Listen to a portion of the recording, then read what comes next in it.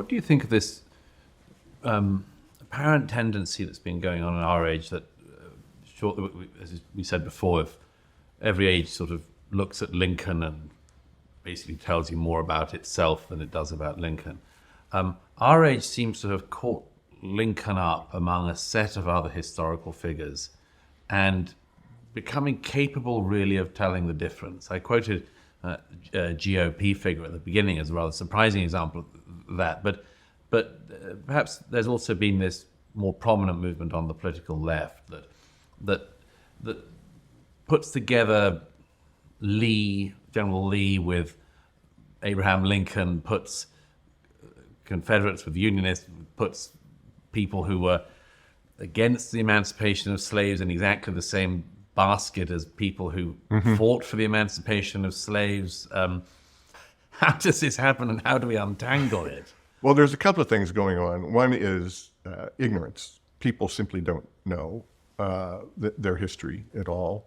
There are constant attempts to correct this. Alan Gelzo, one of the greatest living American historians, just has a book out about Robert E. Lee right now in which he tries to deal with Lee in all the kind of complexity that we're talking about. And actually, I think Gelzo is sort of an agnostic in terms of tearing down Lee's statues. But if you don't know anything, anything's possible. So, you can make a moral judgment that Robert E. Lee and Abraham Lincoln are essentially the same.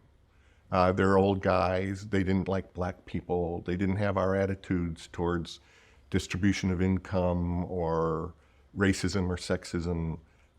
So they're just sort of like Diana Schaub, who's a great political scientist and has written beautifully about Lincoln, has said that she gets her kids come into college and they have been trained in sort of woke thought that the founding fathers was a con job, it was a real estate trick or whatever. They were all self-interested, they were philosophically silly, corrupt. And she says, you can't replace one program of propaganda with another. Bring them back to the texts. Make them read Lincoln. Read his words. See the development of his thinking. Absorb that eloquence and the clarity of thought and the moral depth. And you don't really have to propagandize anybody. They come along. They see what's there. And it's just curing that ignorance with the simple evidence that's there of Lincoln's own words that is what's needed now, I think. Where would you suggest people start? Well, I always said this when I used to give talks about Lincoln a lot.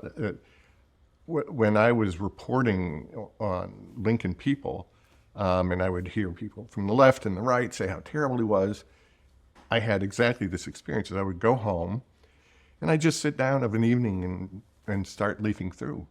And he was one of the great literary artists, I think, in the English language. And if you care about that, you'll get to him. If you care about political philosophy, you'll get to him. If you care about history and what life was like at another time, you'll get to him that way.